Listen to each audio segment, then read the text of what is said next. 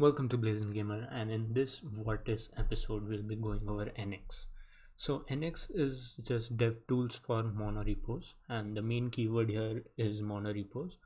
So, monorepos is a project structure pattern in which you have the backend code, the front end code, any mobile applications, and libraries all in one Git repository.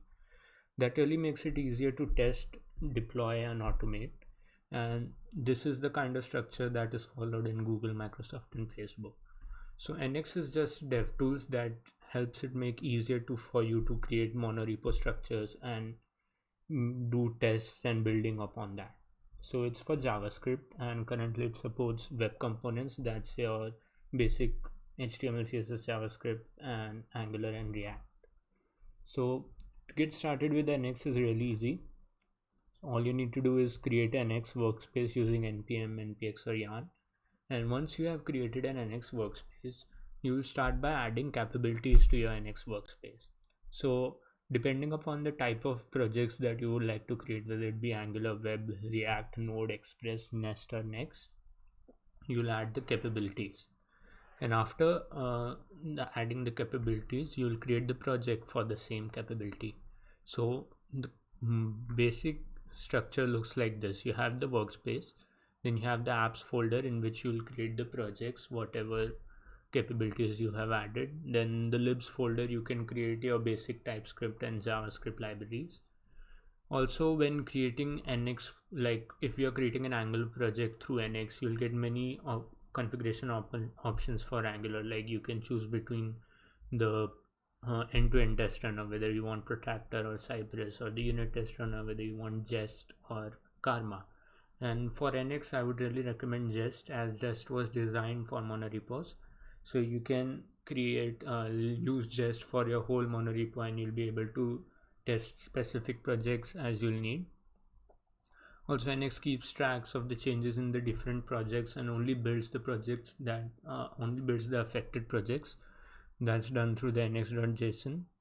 So Nx basically works on top of the Angular CLI. So to use Nx, you'll need to have Angular CLI globally installed in your system. Whether you will use Angular or not doesn't depend, but you would need the Angular CLI because Nx CLI uses the Angular CLI schematics.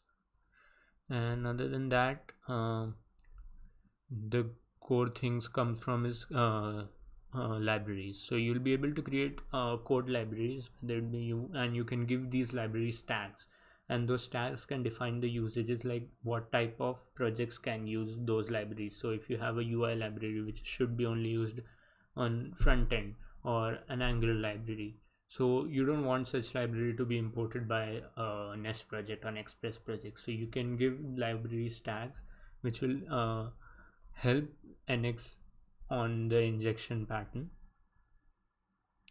And the modern tools that you can use is like you can create reverse proxies using Nest. That's an easy way to configure your connection between front end and back end on the local network. You can use Cypress, which is a brilliant test end-to-end test runner. Then there is Jest, and if you want to use Karma also, you can just give it that command while generation of the project. Then Prettier is there for your code formatting, and monorepos will help you in a long way. So once I started using Nx, I have been using Nx in all my projects, and one of which you can see is Nx.js, which is an Angular plus Electron starter project using Nx. So if you would like to create a desktop application using Angular and want a good project structure, you can definitely check out Nx.js, and I have a video for that also. And I would really recommend you give Nx a try, and it will help you in defining a good project structure and help you create applications much faster.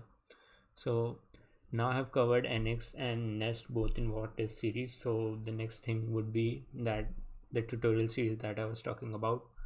So the basic thing I'm thinking of was creating a server which would be an interface between Node and Python.